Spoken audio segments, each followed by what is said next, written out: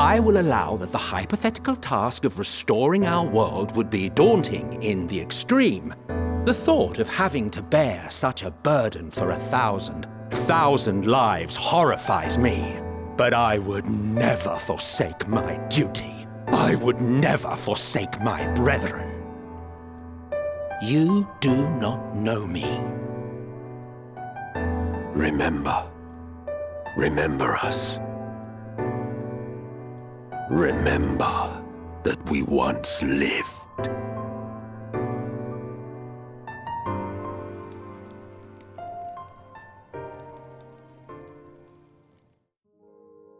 Emet-Selch is a character who, from his first appearance in the post-patch of Stormblood, was able to capture both the attention and intrigue of players.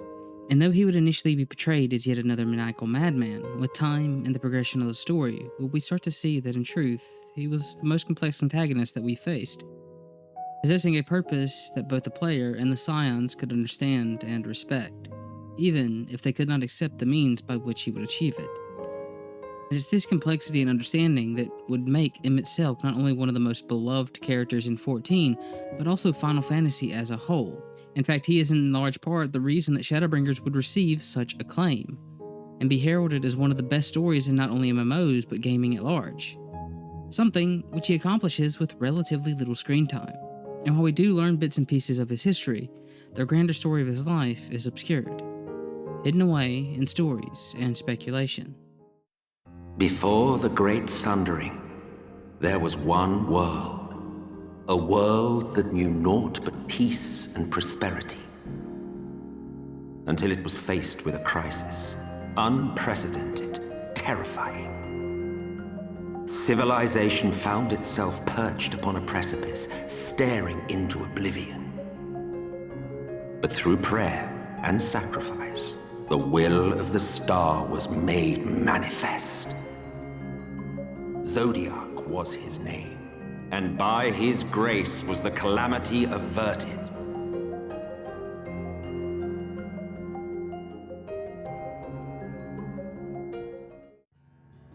Emet-Selch's story began long ago before the Great Sundering, when the Source and its shards were still a single star known as Aetheris, a world which overflowed with life and ether, a trait that the inhabitants of Aetheris, the Ancients, would also share.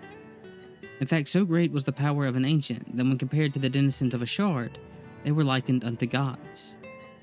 But even among the Eternal, there were those greater still, such as Emet-Selch, or as he was known before receiving the title, Hades. You see, from birth, Hades was seen as a prodigy, being blessed with not only nigh bottomless reserves of ether, but also the rare trait of soulsight, a talent which allowed one to perceive and differentiate souls.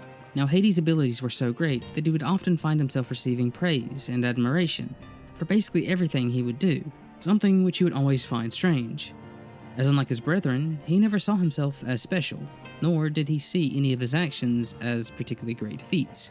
For him, it was all essentially child's play, taking no more effort than it did for him to breathe or to take a step. And when it came to offering his help, he would do so not because he was asked, but rather because he would see a problem that needed to be addressed. And thus, when thanks was offered, he would find it unnecessary, as he simply did what he felt was needed. Eventually, this ignorance of his own abilities would lead to him being seen as rather abrasive, as he wasn't one to hide his thoughts. With time, the acclaim he once received would begin to fade, as he would start to be seen as unlikable and rude, to the point that basically everyone that would meet Hades would leave with a negative impression of him. Though there would be some exceptions to this, specifically two, those being a man by the name of Hythlodaeus and the future Azim. These two, like Hades, were both considered prodigies, Hythlodaeus because of his unmatched soulsight, and the future Azim for their unrivaled combat prowess and tenacity. Unlike their brethren, these two were able to see Hades for who he truly was, which would ultimately lead to the three becoming incredibly close friends. And it would be this friendship that would mark the turning point in Hades' life, as his two friends would in no small part be responsible for him achieving the greatness that he was destined for. In fact, their companionship would have an almost immediate effect on his life. Hythlodaeus would help people see Hades for who he truly was, allowing them to look past his abrasive nature to the kind soul that hid behind it. As for the future Azim, they would help repair his reputation, though not intentionally. You see, the future Azim would often get themselves into perilous situations in their mission to offer aid to any who needed it. and any time they would find themselves in one of these situations, Hades, without question, though with some complaining, would rush to their friend's aid. Thus, as the respect and love for the future Azem grew, so did it for the companion that was always found at his side. And this would become even more true when the future Azem would finally be appointed to their seat in the Convocation. As time would continue to pass, Hades would become not only one of the most respected ancients of Aetheris, but also one of the most well-known. An impressive feat for anyone who wasn't a former or current member of the Convocation. In fact, his notoriety was so great that when Hythlodaeus rejected his appointment to the seat of Emet-Selch, recommending Hades in his stead, the only reason that Hades wouldn't refuse as well would be because of the overwhelming amount of support that his recommendation would receive, including that of his friend Azem.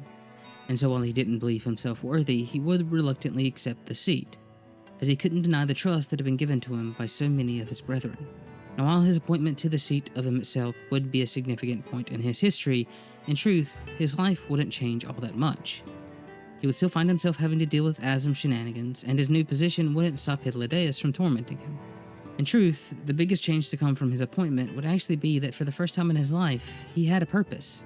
So many of his brethren had entrusted him with one of the most important roles in their society, and he was determined to live up to the expectations that the people had for him, dedicating himself fully to not only the star, but also its people.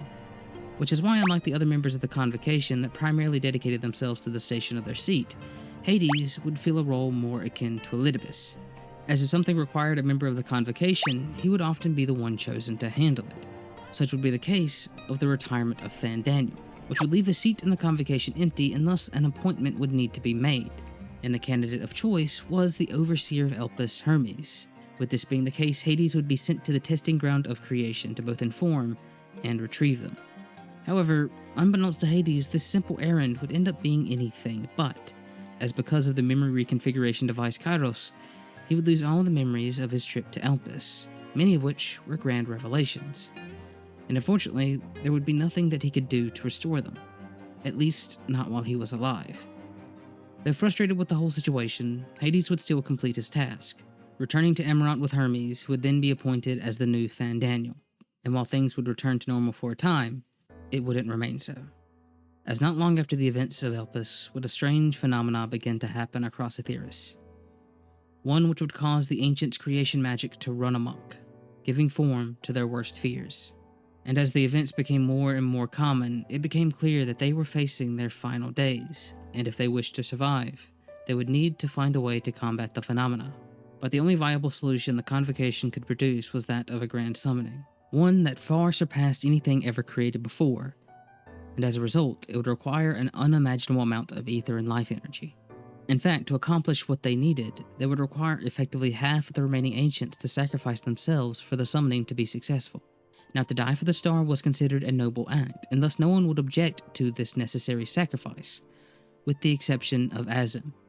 Like their brethren, they had no issue sacrificing themselves for the star or their fellow ancients, but they had lived their whole life placing their own at risk so that others didn't have to, and thus they couldn't be a part of a plan that would see others willingly choose to die, as it went against everything they believed, and so Azem would choose to leave the Convocation, hoping that they could find a better way.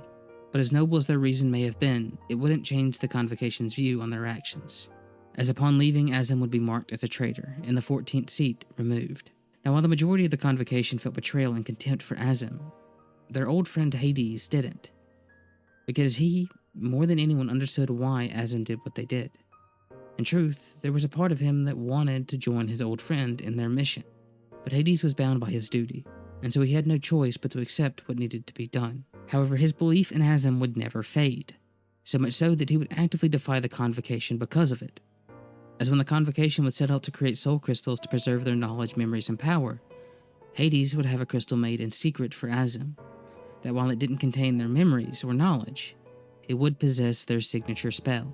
Not long after Azem's withdrawal from the Convocation would the plan to summon Zodiark be shared with the masses, at which point essentially every ancient would volunteer their life to the cause, including Hythlodaeus, who would end up being chosen as one of the sacrifices.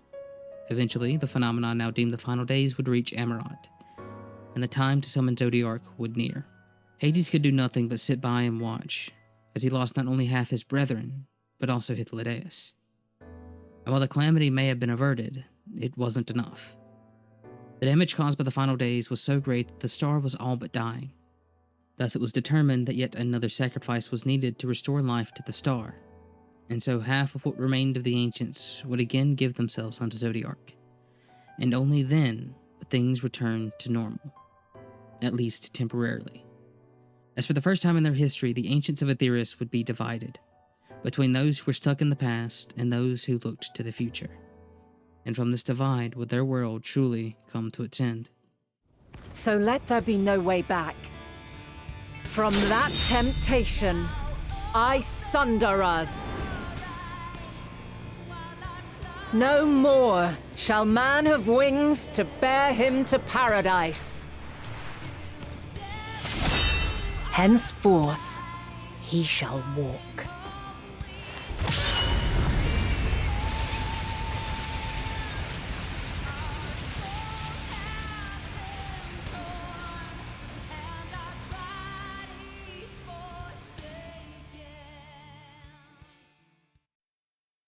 Though the abilities of Hydaelyn would see Aetheris and its inhabitants sundered, there would be three who would escape it. The emissary Elidibus, the speaker La Habrea, and of course Hades.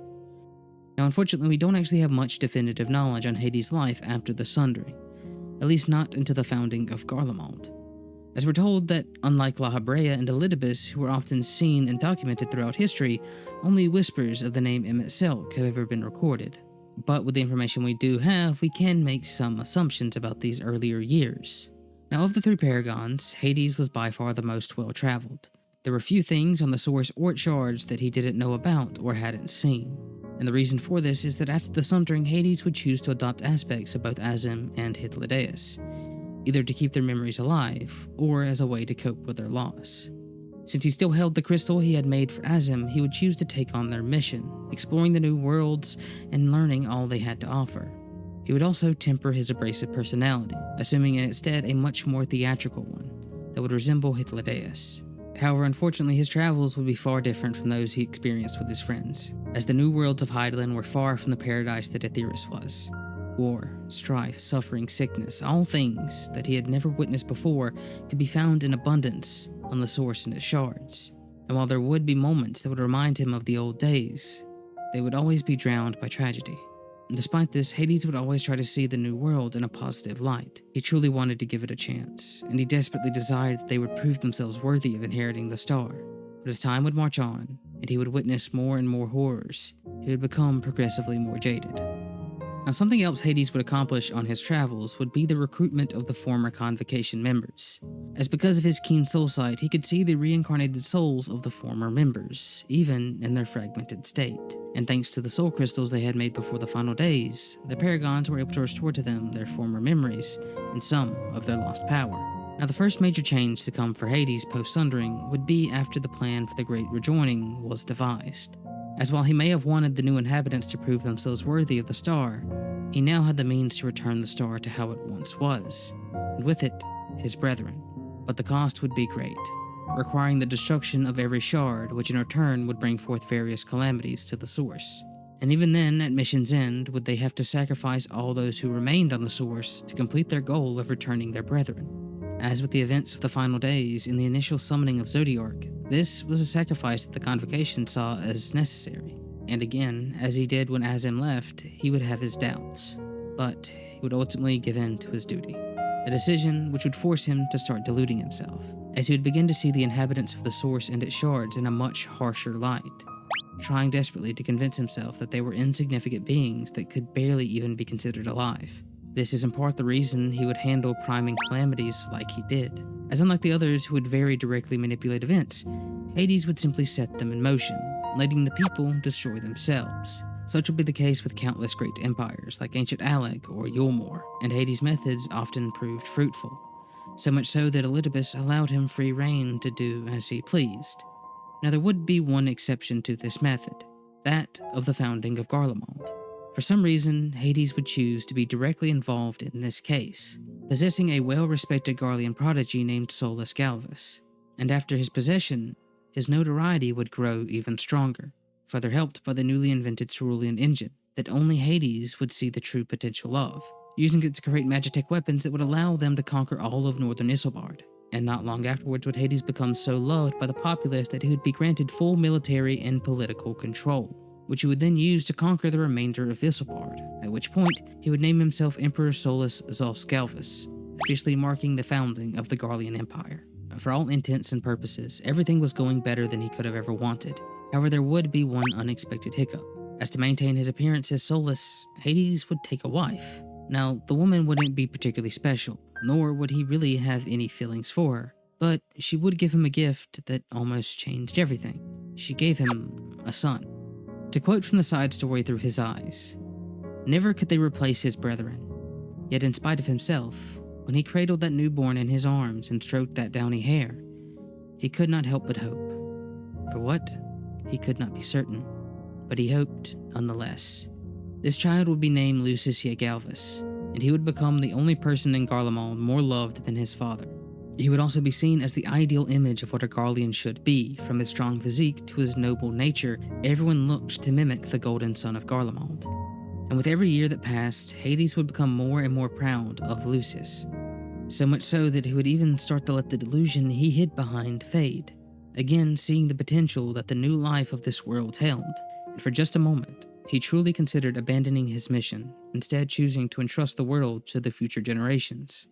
But fate was always cruel to Hades, as not long after the birth of his grandson Varus would Lucis succumb to an illness that would ultimately take his life at a young age. All of Garlemald would mourn the death of their crown prince, but it would destroy Hades, causing a pain that he hadn't felt since the loss of Hythlodaeus Nazim.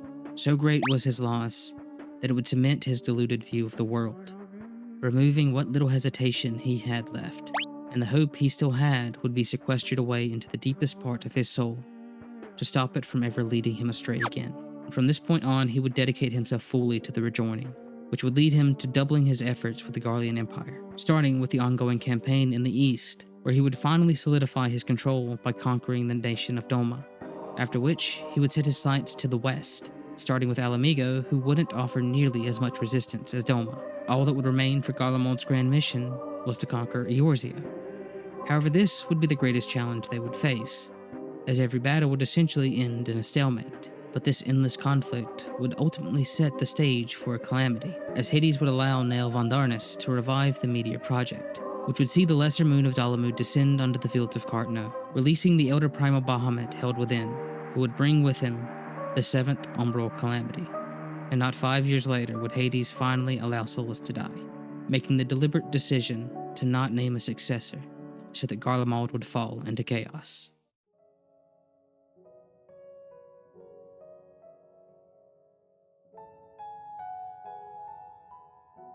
Of all the lives that Hades lived, none had a greater effect on him than his time as Solus, as once his essence returned to the rift between, all he wanted to do was drift in that endless nothingness. In those moments, he didn't care about the source or its shards. He didn't care about the rejoining. He didn't care about his brethren. All he wanted was for it to all be over. Whether that be through the completion of their mission or being sent to oblivion, he didn't care. Hades truly had no desire to return to the corporeal world, at least not for some time. But of course, fate rarely allowed him to have what he wanted, as Elidibus would appear before him in the rift, and while he would initially ignore the emissary, not wanting to be involved in any plots at the moment, his hand would be forced upon hearing the message that Elidibus brought. La Habrea had been killed, meaning that he no longer had the option to sit on the sidelines, not if he wanted to bring his cruel story to its end.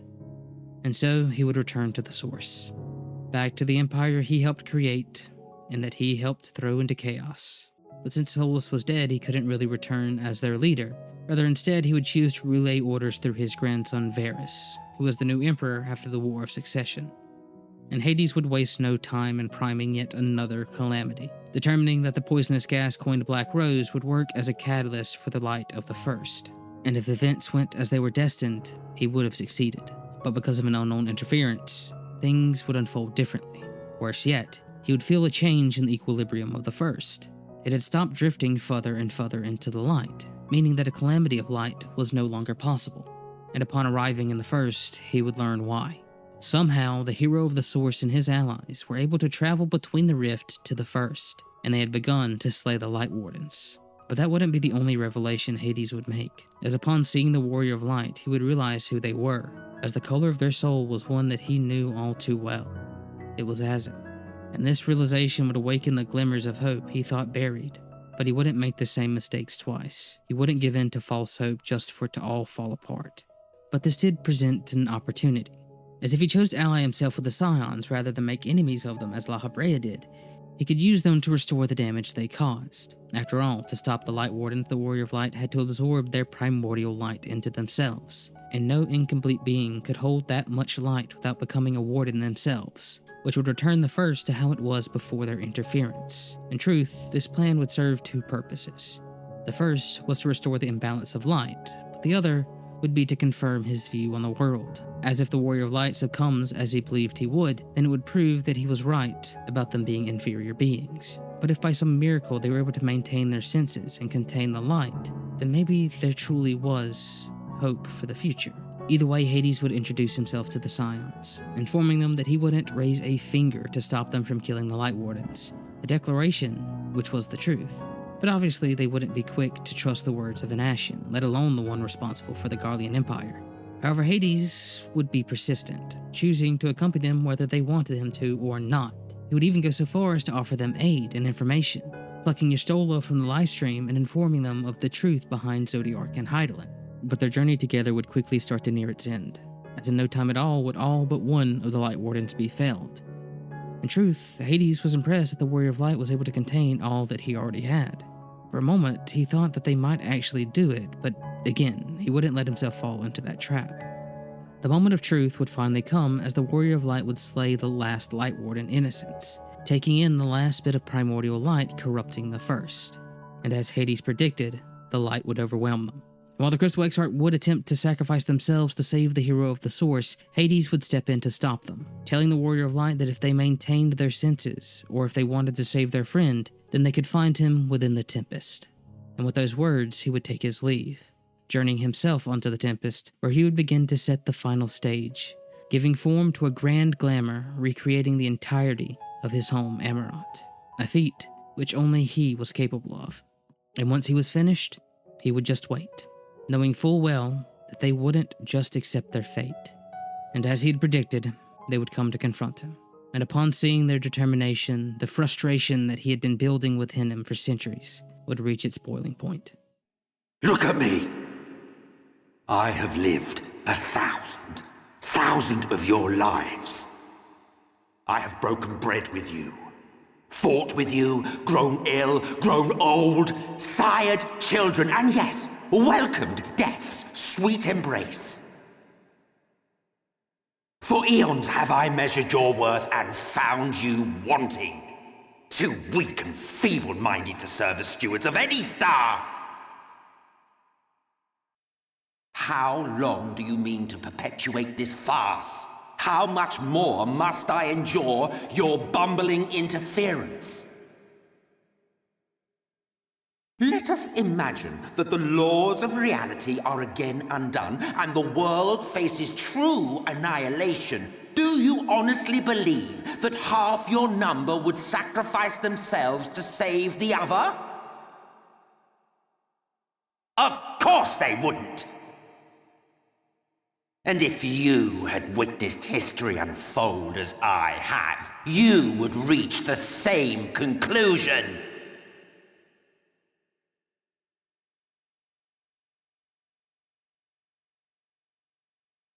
You cannot be entrusted with our legacy.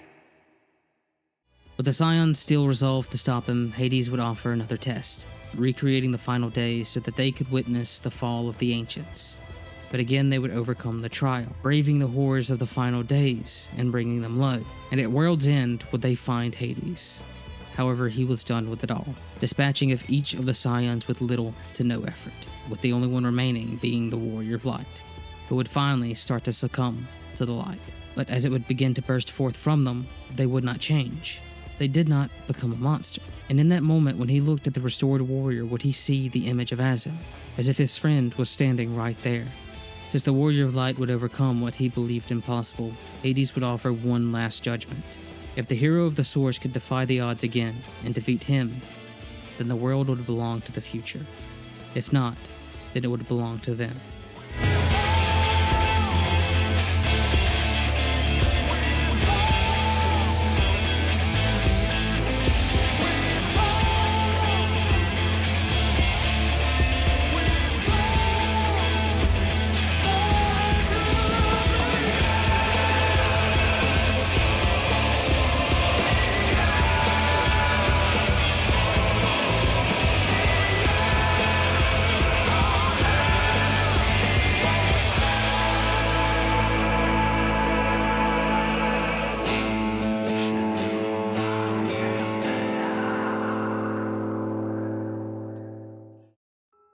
The battle would be hard fought, and in the end the Warrior of Light would be victorious.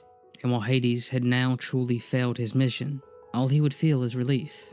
Because as he began to fade, he knew not only was his struggle over, but there were also those that could be entrusted with the star. His last words before returning to the star were a plea for the Warrior of Light to remember the ancients, to remember their brethren. And with that final message, would he disappear. However, upon his soul returning to the ethereal sea, it would be cleansed, removing the stain made all those years ago in Elpis. And for the first time, would the memories of that day be restored. Medion, Hermes, Dynamis, the final days, his future, and of course, the Warrior of Light. He remembered it all, and it would be this revelation that would free him from his burden. Because all his hardships, all his struggles, weren't for nothing, as the pain he suffered helped pave the way to the future of the star, as it was his role to push the Warrior of Light onto the correct path. But his story wasn't over just yet, as a soul as dense as his would remain in the underworld for some time. And as was the case in the past, no matter how great the distance, when his friend Azem called, he would come to offer his aid. And so when the Warrior of Light would call for aid during their fight against Elidibus, Hades would come to their rescue. Eventually, the Warrior of Light would also defeat Zodiark, freeing their brethren and allowing them to return to the star, including Hythlodaeus. And both Hythlodaeus and Hades would have one final role to play in the story of Aetheris, as through the magics of Azem and Hydaelyn would the pair be given new life and brought to the end of creation, where they could help the Warrior of Light finally overcome the threat that destroyed their past and threatened the future. However, once their mission was finished, they would willingly choose to return to the star, as the world was no longer theirs. It belonged to the future. Hades' true final words would be to the inheritor of Azem's soul and will. He would offer them words of encouragement and entrust their world and history to them. And thus concludes the story of Hades. Now, if you made it all the way here to the end, first thing I want to say is thank you for watching, and I really do hope that you found this entertaining. If you did, please leave a comment telling me what you liked and didn't like, as if I'm going to do more of these in the future, I need to know what I did wrong and what I did right. Also, let me know if you'd be interested in a follow-up video, as I originally wanted to talk about the real-life parallels and inspirations to Hades, but I decided to cut it because the video was already getting too long. But with that being said, I again really hope that you enjoyed the video and found it entertaining, and I hope to see you in whatever I do next. See you then.